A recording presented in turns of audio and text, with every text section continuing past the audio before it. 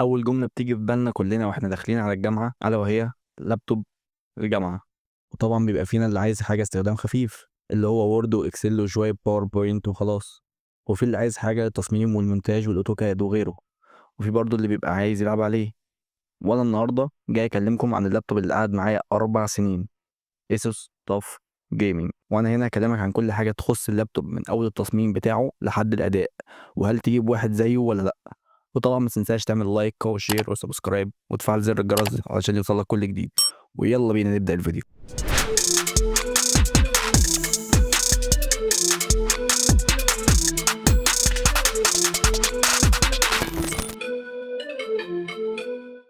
السلام عليكم، عاملين ايه؟ اول حاجه هنتكلم عنها في اللابتوب ده هي التصميم. خليني اقول لك يا صديقي العزيز ان البادي بتاعه مصنوع من البلاستيك، وده مش معناه خالص ان اللابتوب ضعيف او مش كويس لا سمح الله، لا بالعكس. البلاستيك هنا معمول بجوده عاليه جدا، وده بيخلي اللابتوب اخف في الوزن مقارنه باللابتوبات الجيمنج التانيه. وعن تجربتي الشخصيه معاه، حابب اقول لك يا صديقي ان اللابتوب طول المده اللي معايا فيها مستحمل، ما كانتش مشكله بالنسبه ليا ان هو مصنوع من البلاستيك، بالعكس كان شكله الطف. بس كان طبعا في عيب قاتل بالنسبه ليا، وهي ان البادي بتاع الجهاز بيلم تراب من اماكن ما فيش فيها تراب اساسا. وطبعا الهنج او بالعربي المفصله اللي مربوطه بيها الشاشه باللابتوب تستحمل معاك فتح وقفل زي ما انت عايز. ولو جينا للكيبورد هتلاقيه فول سايز ومعاه نمباد، ودي حاجه ممتازه للناس اللي بتتعامل مع ارقام او جداول.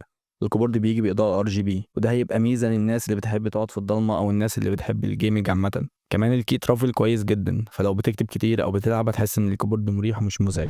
وعلى ذكر الشاشه يا صديقي، الشاشه هنا بتيجي اي بي اس بالوان كويسه جدا وزوايا رؤيه واسعه، يعني حتى لو بتتفرج من جنبها الصوره تفضل واضحه معاك. المقاس 15.6 بوصه، وده بصراحه الحجم المثالي سواء هتتحرك باللابتوب كتير او هتاخده معاك الجامعه، وحتى لو ناوي تلعب عليه. كمان الشاشه اللي معايا بدقه فول اتش دي مع تردد 60 هرتز، وطبعا في نسخ اعلى بتوصل ل 120 هرتز او 144 هرتز، بس اسعارها بتكون اغلى طبعا. وبالنسبه ليا كجيمر ال 60 هرتز ما كانتش عائق كبير بالنسبه لي، خاصه اني بلعب لعبه زي فالورانت.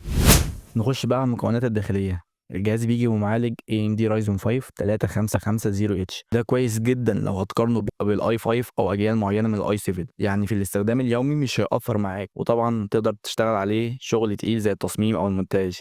يعني انا ببنتج على دافينشي ريسولف، هو مش اقوى حاجه بس اداء نقدر نقول فوق المتوسط. بالنسبه للتخزين فالجهاز اللي معايا ده جاي SSD NVMe 265 و HDD 1 تيرا، والجهاز ده كان جاي معاه 16 جيجا رام DDR4، وهتلاقي نسخ منه 8 وممكن تعليه لحد 32 جيجا، يعني قدامك مساحة تطوير.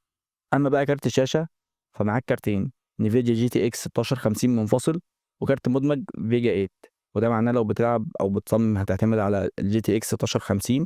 اما في الاستخدام العادي البطاريه تشتغل على الكارت المدمج علشان توفير الاستهلاك. نيجي بقى لاهم حاجه يا صديقي، التجربه الفعليه في الاستخدام اليومي. في التصفح او حتى البرمجه الجهاز كان شغال معايا كويس جدا وفوق الممتاز. بالنسبه بقى للالعاب فانا جربت عليه العاب زي فالورانت وفورتنايت، وده كان الاداء بتاعه. Satchel out. Here goes this party. One enemy remaining. Satchel out. Satchel out. Woo! Jet's Joke's grounded. over! You're dead! وطبعا مش هقول لكم لو كان في شاشه 120 او 144 كان الوضع هيبقى مختلف اكتر، بس بصراحه الجهاز بعد تجربه عنيفه حرفيا لدرجه اني ما كنتش بشيل من على الشاحن وما كانش بيفصل بالشهور، واشتغل عليه وبذاكر وكنت بلعب عليه كتير. بصراحه الجهاز يحترم قصاد اللي كنت بعمله فيه. اما بقى في المونتاج فانا بستخدم برنامج زي دافينشي ريسولف. الجهاز شغال معاه كويس، مش اقوى حاجه في العالم لكن قايم بالواجب معايا مقارنه باللابتوبات تانية كتير. نخش دلوقتي على الجزء اللي كلنا بنستناه، المميزات والعيوب. اول حاجه المميزات بتاعه اللابتوب، اللابتوب متين وعملي جدا، وده راجع للستايل التاف جيمنج المعروف بالتحمل. عندك قابليه ترقية حلوه سواء في الرام او التخزين، ودي نقطه بتفرق جدا مع الوقت. الشاشه كويسه من ناحيه الالوان وزوايا الرؤيه، الاداء معقول جدا في الالعاب المتوسطه وخصوصا العاب الاي سبورتس زي فالورانت وفورتنايت، والاهم من كل ده قيمه ممتازه مقابل سعر. العيوب بقى بتاعت الجهاز يا صديقي، النسخه اللي تيجي بشاشه 60 هرتز مش هتكون عمليه للجيمرز اللي بيدوروا على تجربه سريعه وسلسه. وزنه بالنسبه لطلبه الجامعه تقيل شويه مقارنه باللابتوبات التانية، لانه بيوزن ما يقارب ال 2 كيلو وربع تقريبا. صوت المراوح فيه لما بتشغل وضع التربو او بتضغط عليه بيبقى مش الطف حاجه نهائي. تخيل كده يا صديقي ان لما كنت بدخل الاوضه صوته كان بيبقى اعلى من المروحه حرفيا. بس ديت اوقات واوقات الصراحه. رابع حاجه، الجهاز بيلم تراب من كل مكان حرفيا، ودي كانت مزعجه جدا بالنسبه لي. البطاريه بقى يا صديقي العزيز كانت اسوأ حاجه ممكن تتخيلها، يعني هتضطر تخرج بالشاحن في كل مكان حرفيا، لان البطاريه بتاعته ضعيفه جدا. وانا بصراحه مش هلومه في حاجه زي كده، لان اللابتوب جاي مخصوص للناس اللي عايزه تعمل عليه شغل تقيل وتلعب، فانا معظم الوقت ما كنتش بشيله من مكانه اصلا. واخيرا وليس اخرا، حابب اوضح ان كل الكلام ده مبني على تجربتي الشخصيه مع اللابتوب خلال السنين اللي فاتت، يعني ممكن تجربتك تختلف شويه وده طبيعي. دلوقتي دوركم، قولوا لي في الكومنتات ايه رايكم وايه تجربتكم مع لابتوبات الجامعه، وطبعا ما تنسوش تعملوا لايك وشير وسبسكرايب وتفعلوا زر الجرس عشان يوصل لكم كل جديد. ويلا اشوفكم في الفيديو الجاي. السلام عليكم.